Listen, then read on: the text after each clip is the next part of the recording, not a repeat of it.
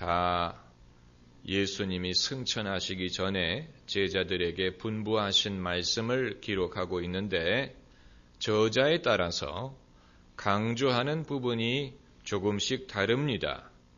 마태복음에는 예수님이 제자를 삼으라고 하신 말씀을 제일 먼저 기록했습니다. 온 모든 족속으로 제자를 삼으라. 마태는 제자도를 강조했습니다. 예수님이 제자들에게 가르치시고 내 제자가 되려거든 너희가 이렇게 하라. 이 마태에 강조하고자 하는 것을 벌써 거기서 볼 수가 있고, 누가는 너희가 성령을 받기 전에는 예루살렘을 떠나지 말라는 분부가 그 마지막 말씀 속에 포함이 된 것으로 기록을 했습니다. 여기에서 우리는 누가복음이 성령을 강조한다는 것을 알 수가 있습니다. 예수님의 사역은 성령 받으신 사건에서부터 시작을 해서 제자들에게 성령 부어주실 것을 약속하신 것으로 이어지는, 성령에서 시작해서 성령으로 끝나는 성령의 중요성을 강조했고, 요한은 예수님이 특별히 베드로에게 분부하신 것을 기록했습니다. 내 양을 먹이라. 예수님이 특별히 그 11제자 중에서 베드로와 개별적으로 말씀하시고 그에게 당부하신 것을 기록을 했는데, 우리가 요한복음을 읽으면서 발견하는 것이 요한복음이 다른 복음서와 좀 다르다.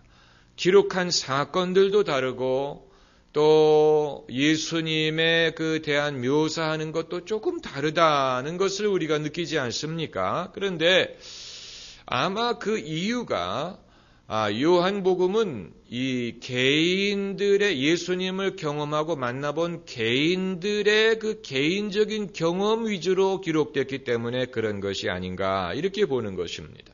그래서 니고데모, 또 사마리아 여인, 38년 된 병자, 또 부활하신 다음에는 베드로, 이런 식으로 개인과 예수님이 나누신 대화가 중점적으로 기록된 것을 보면 요한복음의 내용이 다른 복음서와 다른 이유 중에 하나가 개인들의 경험을 중심으로 기록했기 때문에 그런 것이 아닌가라고 보는 것입니다. 그리고 오늘 우리가 읽는 이 마가복음은 예수님의 마지막 말씀 중에 특별히 믿는 자들에게는 이런 표적이 따르리니 라면서 믿는 자들에게 따를 표적을 강조하고 있는데, 역시 마가다운 것입니다. 마가는 예수님의 이 이적, 예수님의 능력을 중점적으로 강조했습니다. 그래서 마가가 묘사한 예수님은 강하고 위대한 분이에요. 그렇기 때문에 마가가 예수님의 마지막 분부를 기록할 때에도 믿는 자들에게 따를 표적을 강조한 것입니다. 우리가 지난주에 공부한 것처럼 마가복음 16장 9절부터 20절까지가 어떤 사본에는 없다. 신약 성경에 많은 사본들이 존재하는데 수천 개가 있습니다. 원본은 실종됐습니다만은 수천 개의 사본들이 있는데 이 사본들이 내용에 있어서 99% 일치합니다. 몇 가지 차이점이 있는 그런 부분들이 있습니다. 그것을 공부하는 것도 흥미롭습니다. 그 차이점 중에 하나가 바로 이 마가복음의 엔딩이에요. 마가복음 16장이 어떤 사본에는 8절에서 끝나고 어떤 사본에는 우리가 읽는 9장부터 20절이 포함되어 있다는 것입니다. 그래서 어느 것이 이게 원본에 있는 것이냐, 어느 것이 오리지널이고 어느 것이 거기에 대한 에디션이냐, 추가한 것이냐, 그걸 우리가 증명하기는 어렵습니다. 그러나 내용상으로 봤을 때 소위 이 추가됐다고 믿는 9절부터 20절까지의 내용이 다른 성경에서도 지지받는 그런 내용이라는 것입니다. 여기에 어느 것도 다른 성경에서 지지할 수 없는 그런 말씀이 없는 것을 보면, 그렇기 때문에 이 본문의 말씀을 우리가 하나님의 말씀으로 수용할 수가 있다는 것입니다. 특별히 오늘 본문 말씀은 예수님께서 성령의 은사를 친히 거론하셨다는 데 의미가 있습니다. 성령의 은사, 방언이든 병자를 고치는 것이든 이런 대부분의 은사에 대한 성경 기록이 바울이나 다른 사도에 의해서 다루어지고 있는데, 오늘 본문은 예수님이 친히 성령의 은사에 대해서 이런 표적이, 사인이란 뜻입니다. 표적이란 말은 어떤 표시가 되는 능력이란 뜻을 가지고 있습니다. 어떤 메시지가 담겨져 있는 능력이라는 뜻입니다. 이런 표적이 믿는 자들을 따른다라고 이 몇 가지 은사를 예수님이 친히 언급하셨고, 특별히 그 중에 방언을 언급하셨다는 것이 의미가 있습니다. 예수님이 다른 성경엔 어디에도 방언에 대해서 언급한 적이 없는데, 여기에 유일하게 믿는 자들에게는 이런 표적이 따르리니 저들이 새 방언을 말하며 they will speak in new tongues, 새 방언을 말하며 라고 방언에 대해서 언급한 것이 있습니다. 여기에 5가지 표적이 나오는데, 첫째는 귀신 내쫓는 것입니다. 내 이름으로 귀신을 내쫓으며, 둘째는 새 방언을 말하며, 세 번째는 뱀을 집으며, 이것은 약간 좀 새삼스러운 것입니다. 그리고 네 번째는 무슨 독을 마실지라도 해를 받지 아니하며, 그리고 5번째는 병든 사람에게 손을 얹은즉 나으리라. 여기에서 우리가 익숙한 것은, 그래도 익숙한 것은 귀신 내쫓는 것과 방언하는 것과 그리고 병자에게 손을 얹는 것입니다. 안수하는 것입니다. 여기에 대해서는 우리가 익숙한데, 세 번째와 네 번째는 생소합니다. 손으로 뱀을 짚는 것과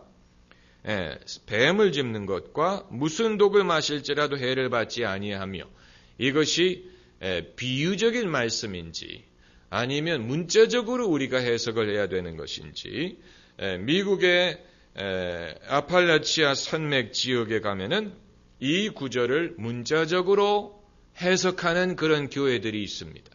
그들을 스네이크 핸들러라고 부릅니다. 스네이크 핸들러. 그래서 예배 도중에 은혜가 가장 고조되었을 때 뱀을 풀어놓습니다. 뱀을 풀어놓고 성도들이 나와서 진짜 뱀을 짚습니다. 그러나 그 예배 중에 뱀에 물려 죽었다는 뉴스는 보도된 적이 없습니다. 그러니까 예수님의 말씀을 그대로 이 한 구절을 가지고 이 한 구절에 의해서 교단을 만든 그런 교회가 있습니다. 여러분, 교단이 만들어지는 과정은 사실 성경 전체 해석에 차이점이 있는 것이 아니고 몇 구절의 차이점 때문에 교단에 갈라지는 경우가 많지요. 마틴 루터가 자신의 어떤 그 개인의 영적인 고민과 그것뿐만이 아니고 종교 개혁의 정신이 될 수 있었던 한 구절 말씀이 바로 의인은 믿음으로 말미암아 살리라. 한 구절에서 마틴 루터가 자신의 고민을 해결했고, 그것이 종교 개혁의 정신이 됐습니다. 한 구절. 마찬가지로 오순절 교단도 한 구절에서 비롯됐다고 보면 됩니다. 바로 사도행전 2장에 성령이 말하게 하시는 대로 방언으로 말하기를 시작하니라. 그래서 성령 세례를 받고 그 증거로 방언으로 말한다가 핵심 교리가 된 것이 오순절 교단입니다. 오순절 교단.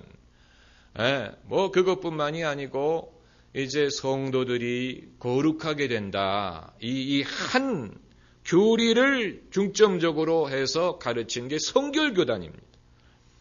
그것뿐만이 아니고 이제 믿는 사람에게 세례를 주는데 그것이 침례였다.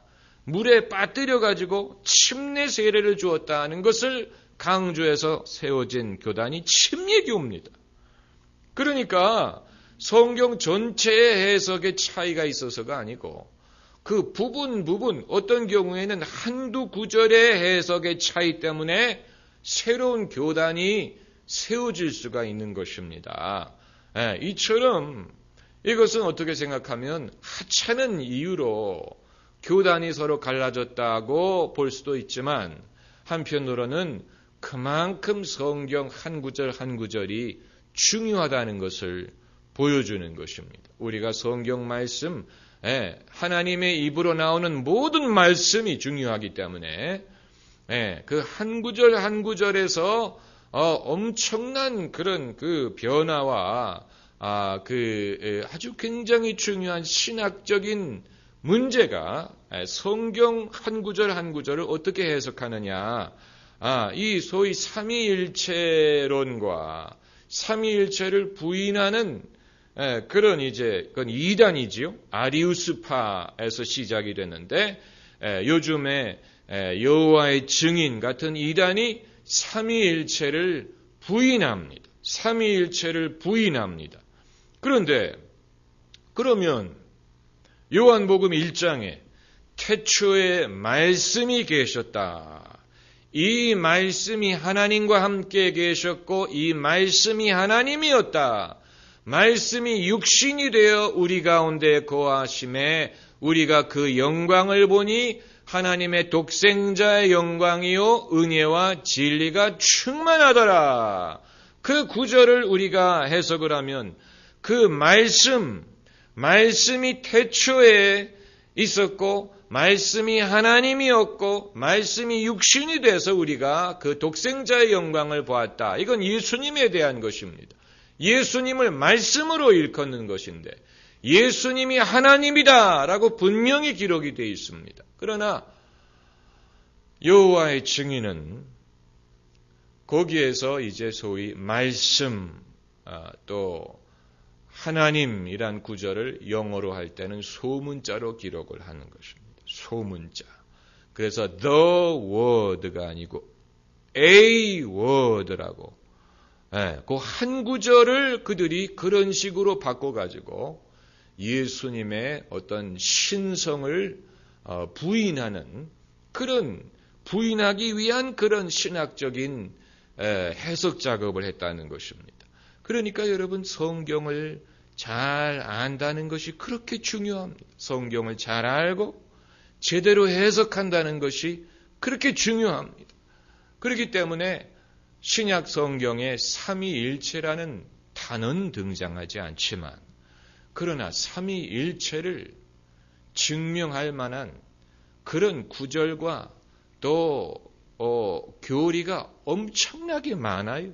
그것은 구약에서부터 시작된다고 보면 됩니다. 구약에 오늘 우리가 거룩을 부르지 않았습니까? 그게 이제 이사야서에 나오는 이사야서 6장인가 정확한 장소는 기억을 못하는데 이사야가 하늘이 열리면서 하늘의 천사들이 그룹 천사들이 하나님을 찬양할 때 거룩 세 번 말했어요. 세 번. Holy, holy, holy. 세 번 말했어요. 왜 세 번 거룩이란 말을 했느냐. 여기에서 구약의 삼위일체에 대한 예표가 이미 나오는 것으로 보는 것입니다. 아버지와 아들과 성령, 성부, 성자, 성령을 일컫기 때문에 Holy Father, Holy Son, Holy Spirit. 그래서 거룩이 세 번 되풀이된 그 이유를 구약 시대에는 이해하지 못했을 것입니다.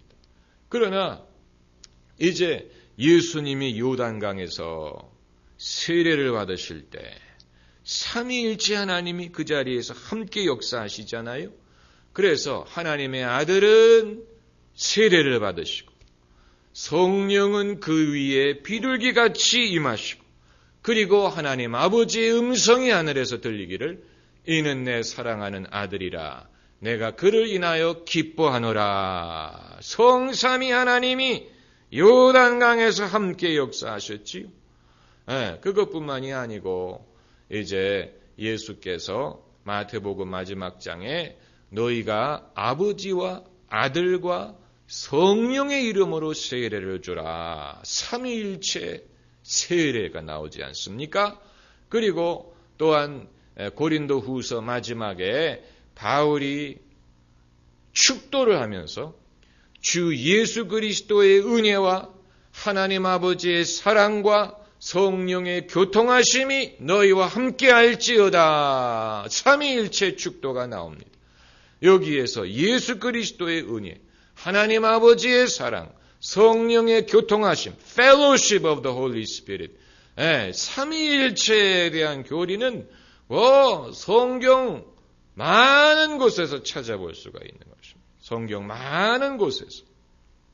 심지어 킹 제임스 바이블의 요한 1서 말씀을 보면은 이제 증거는 이것이니 하면서 거기에 이 삼위일체에 대한 그 아버지와 아들과 성령에 대한 언급이 나오는데 이제 제가 그걸 말씀드렸던 이유는 제가 이 모든 것을 이 곁길로 빠졌던 이유는 이 사본 중에 신약 성경의 사본 중에 적어도 킹 제임스 성경을 번역할 때 사용했던 사본에는 요한 1서에 아버지, 아들, 성령이란 말이 나오기 때문에 그런 것입니다. 이제 여기에서 어느 사본이 오리지널에 가깝느냐는 이제 논쟁이 생기는 것, 신학적인 논쟁이 생기는 것인데,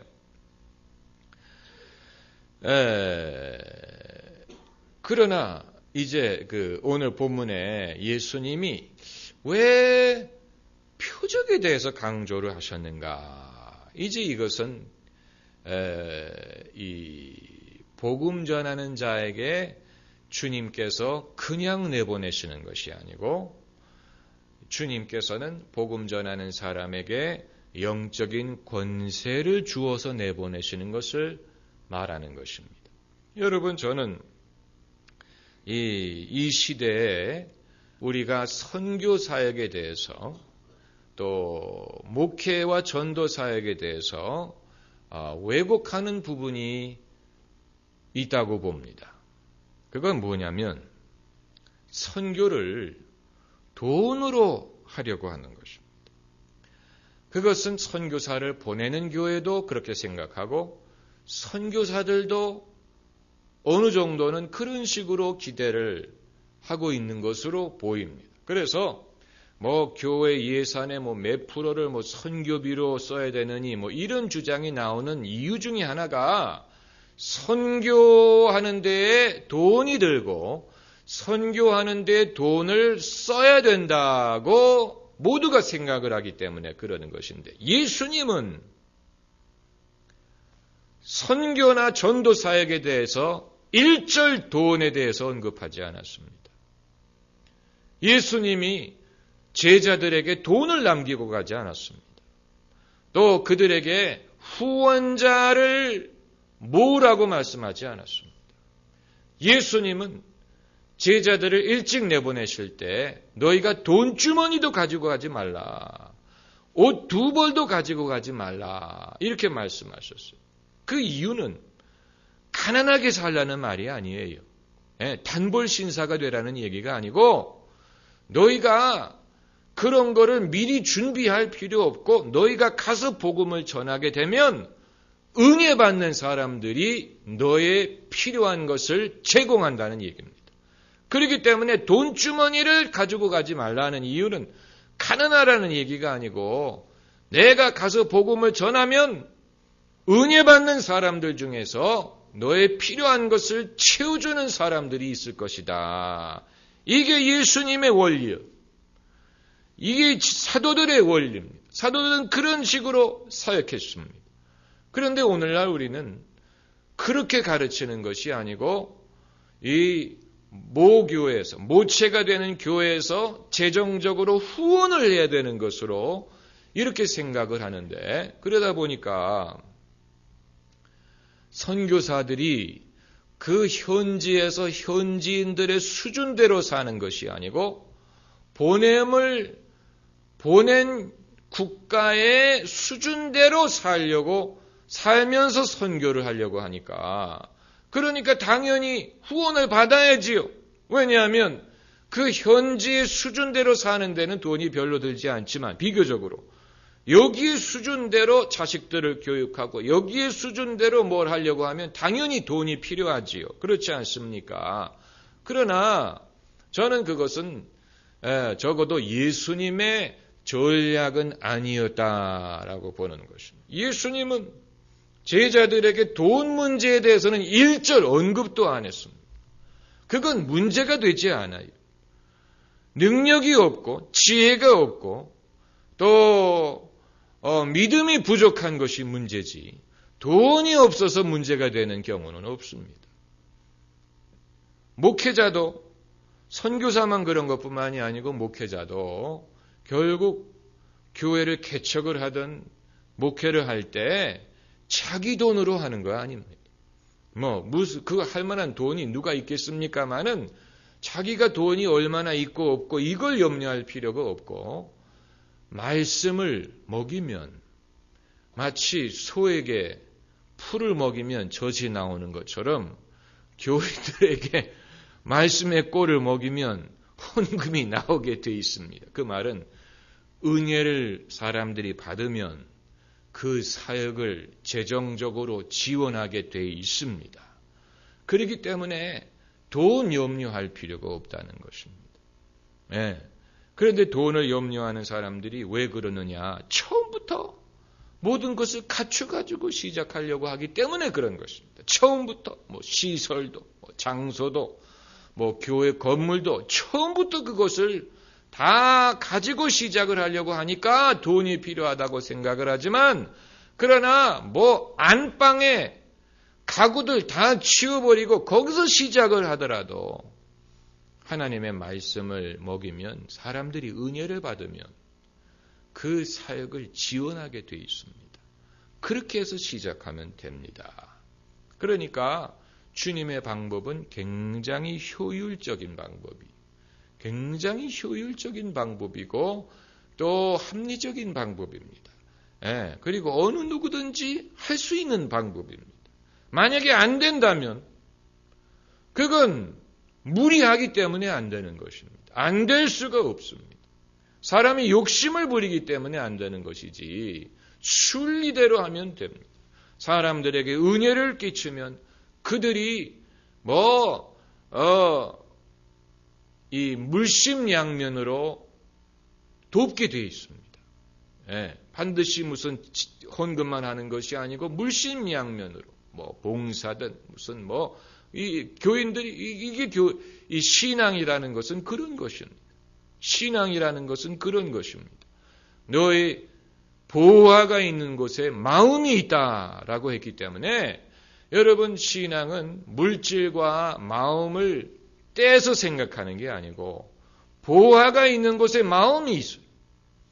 그렇기 때문에 내가 하나님을 사랑한다, 내가 예수님을 구주로 믿는다라고 말하면서 거기에 자기의 보화로 동참하지 않는 사람은 그것은 거짓말입니다.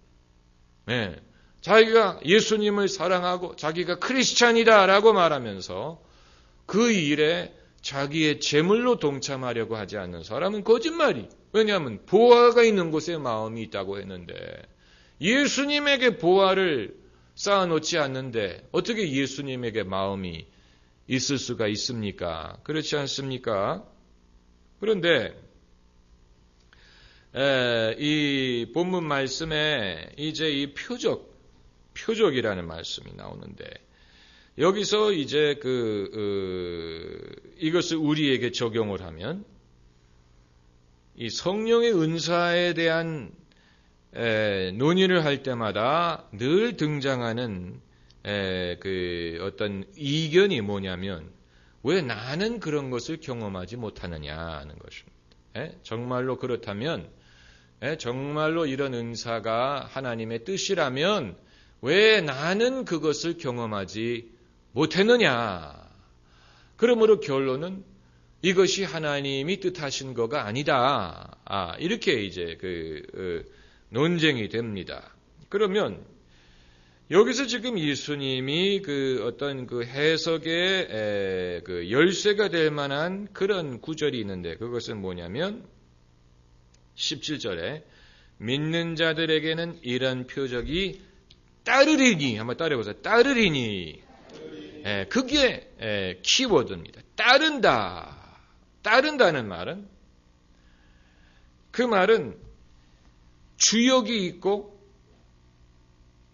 보조역이 있다는 얘기입니다. 만약에 A가 B를 따른다면 B가 메인이고 B가 주역이고 A는 보조 역할입니다. 그래서 믿는 자들에게는 이런 표적이 따른다. 표적은 메인이 아니고 그게 주역이 아니고 믿는 사람이 주역이. 믿는 사람, 특히 여기서 그냥 믿는 사람이라기보다는 복음 전하는 사람을 뜻하는 것으로 보입니다. 이 전체 문맥을 보면은 왜냐하면 15절에 온 천하에 다니며 만민에게 복음을 전하라 이렇게 말씀하셨고 20절에는 제자들이 나가 두루 전파할세 주께서 함께 역사하사 그 따르는 표적이라는 말이 나왔어요. 그러니까 믿는 자에게는 이런 표적이 따르리니 여기서 믿는다라는 말은 복음 전하는 믿는 사람을 뜻하는 것입니다. 복음 전하는 믿는 사람이 메인이. 그래서 복음을 전하다 보면은 이런 표적이 자연스럽게 따르게 되는 것입니다. 그런데 우리가 이 주역과 보조역을 거꾸로 하게 되면 그러면 우리가 표적부터 강조하기 시작하는. 그래서 예수 믿으면 뭐 방언해야 되고 뭐 해야 되고 뭐 해야 되고 이런 식으로 그 표적을 강조하는 데에서 오류가 발생을 합니다. 왜냐하면 표적은 우리 마음대로 생기는 게 아닙니다. 우리가 원한다고 해서 표적이 나타나지 않습니다. 이것은 절대적으로 하나님의 주권에 속한 것입니다. 그렇기 때문에 경험해 본 사람은 압니다. 표적이라는 것이 언제 나타날지 몰라요. 내가 요구한다고 나타나지 않고 기대하지 않을 때 나타날 경우가 많습니다. 그래서 이것은 절대적으로 하나님의 권한에 속한 것이다라는 것을 우리가 실감하는 것입니다. 그러므로 열쇠는 These signs will accompany라는 말은 이제 따른다라는 말인데 여기 따른다라고 되어 있잖아요. 우리는 복음을 전하면 됩니다. 복음을 전하는 중에 필요할 때, 적절할 때 하나님이 이런 표적이 나타나게 하셔요. 저는 몇 년 전에 금요 심야 기도회 끝나고 이제 개별 기도를 할 때 마지막 사람 위에서 안수기도 할 때 귀신이 떠나간 적이 있습니다. 그 사람으로부터 귀신이 소리를 지르면서 떠나간 적이 있는데 마지막 사람이었기 때문에 본 사람이 별로 없습니다. 마지막 사람이었고 그 친구들 몇 명이 봤습니다. 그런데 제가 그걸 의도한 것도 아니고 그렇게 될 줄로 생각한 것도 아닌데 그 사람에게 손을 얹고 기도하는 순간에 그런 역사가 나타났어요. 이건 사람이 계획할 수도 없고 기대할 수도 없고 요구할 수도 없어요. 그런데 하나님의 정한 때에 그런 역사가 나타납니다. 이런 역사가 더 자주 나타나는 사람이 있고 덜 자주 나타나는 사람이 있습니다. 그 차이는 있을 수 있습니다. 병을 고치는 일이든 예언을 하는 일이든 능력을 행하는 일이든 자주 나타나는 사람이 있고 덜 자주 나타나는 사람이 있을 수는 있지만 적어도 복음을 전하는 사람에게는 이런 일들이 나타납니다. 따라옵니다. 그걸 여러분이 믿으시면 됩니다. 따라오는 것들이 많습니다. 하나님의 나라에는 우리가 먼저 그의 나라와 의를 구하기만 하면 따라오는 것들이 많이 있습니다. 그런데 그것들이 따라오게 해야지 그것들을 먼저 내가 따라가면 안 됩니다. 그것이 축복이든 물질이든 명예든 은사든 어떤 성공이든 어떤 열매든 어떤 것이든 그것은 우리가 믿음으로 살고 하나님의 나라와 의를 구하면 따라오게 돼 있는 것이지 거기에 대해서는 염려할 필요가 없습니다. 염려한다고 오지 않습니다. 염려한다고 복이 오는 게 아니에요. 예, 염려한다고 복이 오면 웃으면 복이 와요. 그렇게 말할 수는 있지만 염려하면 복이 와요. 아니에요. 염려한다고 되는 거 하나도 없습니다. 예. 우리가 할 일을 하면 이런 것들이 따라옵니다. 따라올 줄로 믿어야 됩니다. 왜 안 따라오지? 이렇게 생각하면 안 됩니다. 예? 왜 나한테는 안 따라올까? 그건 벌써 생각이 잘못된 것입니다. 예, 따라올 줄로 믿고 염려하지 말고 가야지. 그게 아니고 따라온다 그랬는데 왜 안 따라올까? 왜 나한테는 금방 안 나타날까? 이건 생각이 잘못된 것입니다. 이런 사람은 실수합니다. 예, 기복신앙이든 성령운동의 오류든 전부 다 따라와야 될 것을 주된 것으로 쫓아가다 보니까 생기는 것입니다. 따라옵니다. 따라오게 돼 있어요. 안 따라온다면 그건 하나님의 말씀이 거짓이라는 얘기인데 그렇지 않지요?